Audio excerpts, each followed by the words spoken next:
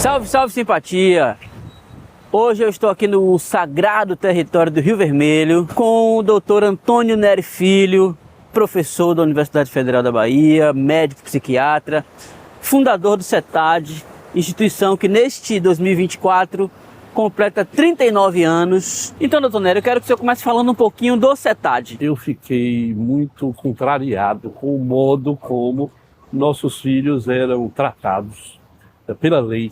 Eles eram levados para o manicômio, eram levados para o Juliano Moreira, como se eles fossem doentes pelo uso de maconha, que era um uso, historicamente na Bahia, perfeitamente compreensível. No início do século XX, se usava maconha no Nordeste como um rito de final de dia.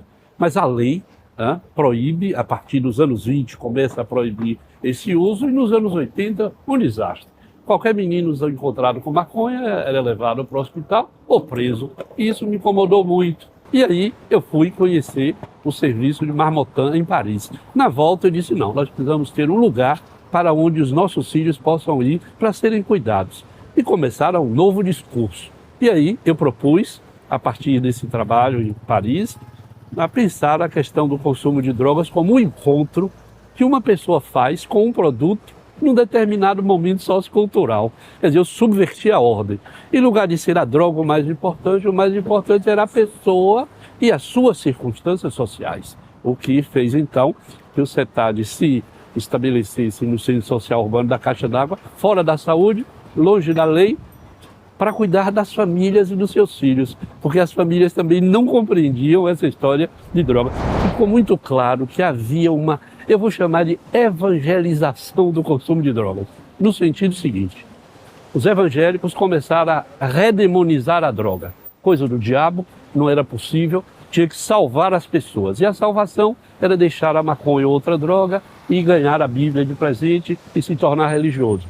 Eu, como penso que a questão é de liberdade, penso que passar de uma coisa para outra não é liberdade. Continua sendo um problema. Mas nós avançamos até o ano 2000. A partir daí, nós temos esse começo de retrocesso, de demonização da droga, de impossibilidade de legalizar. Caminhamos um pouco pela descriminalização, isto é, deixar de ser crime o consumo, mas o porte continuava a ser crime.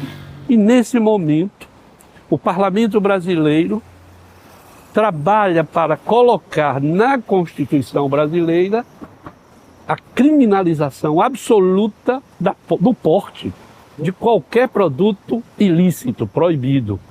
Então nós estamos caminhando para, a meu ver, uma coisa inominável, um absurdo inominável, que é o de você ter na Constituição que um sintoma social multicausal entre na Constituição em seu artigo 5º como sendo uma ordem que criminaliza. Quando se fala em legalizar, os argumentos contrários levam a crer que a legalização seria assim uma espécie de festival nacional da maconha e o descontrole total. A impressão que eu tenho como leigo, como observador meramente, é de que o descontrole total é o que a gente já viu. Eu gostei agora. Isso sim. Mais do que isso, o modo como nós vivemos hoje dá ao tráfico um poder extraordinário. Não tem lei, não paga impostos, oferece a nossos filhos trabalho, oferece creche, oferece transporte. Quer dizer, o tráfico assume o lugar do Estado. Esse é o problema. E, portanto, a legalização daria ao Estado o controle de um comércio que hoje não tem controle, não tem limite. Alguns me dizem, vai aumentar o consumo. Como vai aumentar o consumo? Por quê? O que nos garante? E mesmo, se aumentar o consumo, nós sabemos o que fazer com os usuários. Nós não sabemos o que fazer com um tráfico que gera uma economia em torno de 500 bilhões de dólares, maior do que talvez armas, certamente maior do que o comércio de petróleo. O senhor defende o uso recreativo também da maconha, como a própria sociedade, digamos, conservadora compreende em relação ao álcool. As pessoas tomam álcool porque querem, para socializar e tem vários danos associados ao álcool, muito facilmente demonstráveis. Sim. Mas há um uso terapêutico que não é nem da maconha, mas de substâncias, Isso, derivado canabidiol, por canabidiol. exemplo, que melhora a qualidade de vida de pessoas Sim. com... Graves transtornos neurológicos. Exatamente, exatamente. E mesmo em relação a isso, há uma pressão da chamada bancada evangélica Sim. que barra avanços nesse sentido. Sim. Eu queria que o senhor ajudasse a desmistificar um pouquinho esse aspecto, porque parece que as pessoas acham que quem vai tomar o remédio derivado do canabidiol está fumando um baseado. De modo algum, são gotas amargas que precisam ser produzidas em laboratório ou produzida pela mãe que tem um filho assim, que aprendeu a retirar da planta aquele líquido escuro, grosso, que você tem que dar ao filho que tem convulsão que ninguém consegue controlar durante o dia. E todo mundo melhora o sono, melhora a agressividade, a criança se alimenta melhor. Isto não é a maconha, isso é o CDB, isto é uma molécula que está na planta que tem mais de 400 moléculas. Eu acho que nós cometemos um outro pecado, nós devíamos ter divulgado melhor, falado mais, conversado mais sobre os produtos.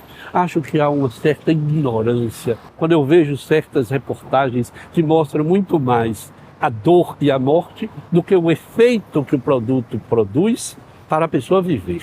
O uso de drogas por muitas pessoas, eu não diria a maioria, é para viver, para superar o sintoma social, superar a fome, superar o medo de morrer.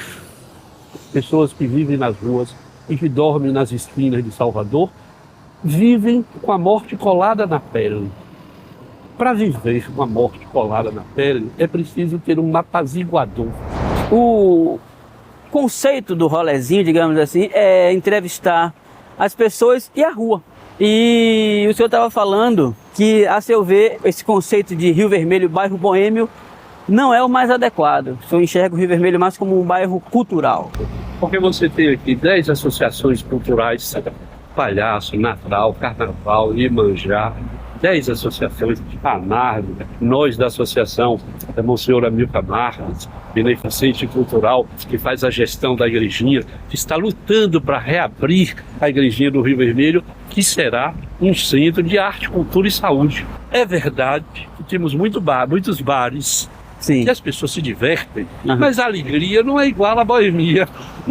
Eu penso que a boemia é um conceito de que tudo pode, ninguém se interessa, você não trabalha. Então, eu não gosto muito da formulação de que isso é um bairro boêmio.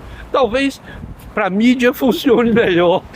O Rio Vermelho é um bairro boêmio. Joga tudo pro lado de lá. Precisamos dizer cada vez mais que o Rio Vermelho é um bairro cultural. É um bairro onde viveu Jorge Amado, onde viveu Zélia Gattai.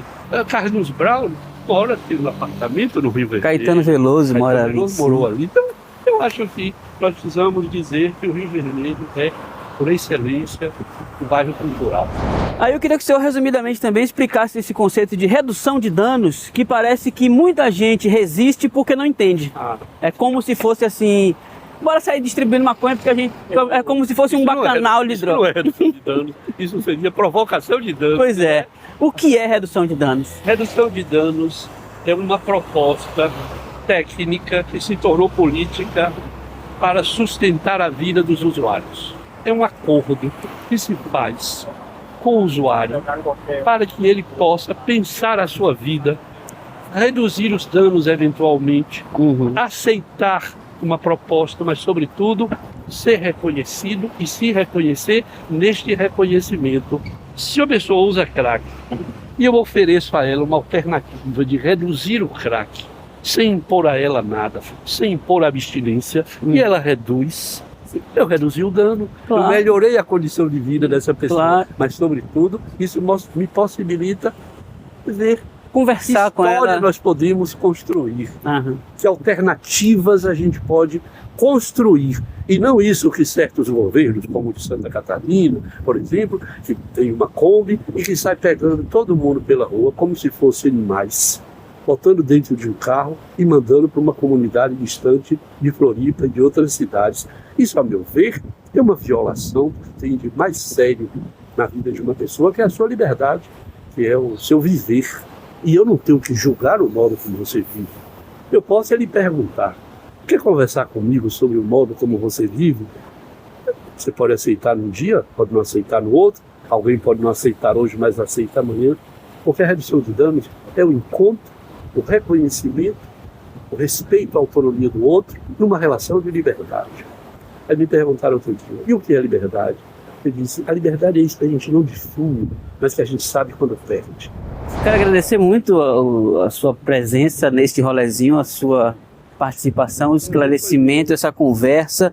Eu, inclusive, ouvi recentemente um depoimento de um amigo meu de infância, que estava muito dentro do uso de crack, estava muito degradado como pessoa humana. Eu encontrei em várias situações que me fizeram chorar, e que ele agora parou de usar, e o que ele me contou que fez foi uma redução de danos voluntária. Ele mesmo fez. Ele falou: não, eu comecei a fumar só maconha, eu me determinei que eu ia passar não sei quantos dias só fumando maconha, aí foi, enfim.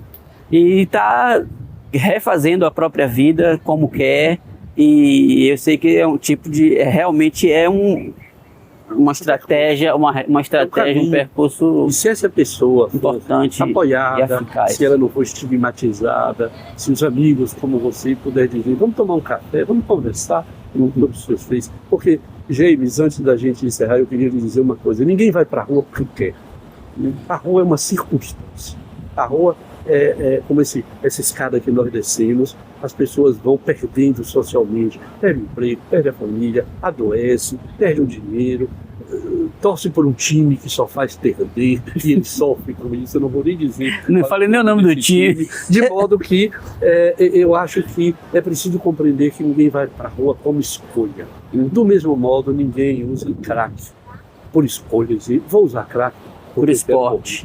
As pessoas usam produtos psicoativos porque elas não suportam mais as dores que lhes são postas, que a vida, circunstâncias, lhe impuseram, e a droga é um alívio. Então cabe a nós aproveitar que essa pessoa está sendo aliviada, suportando, produzindo vida, usando um determinado produto, e chegar junto a essa pessoa e oferecer a ela uma alternativa. Nossa cidade, que está sem saber como combater essa onda de violência terrível, muito associada ao mundo das drogas. Eu acho que precisa escutar mais este homem, porque as soluções que vêm sendo apresentadas já falharam.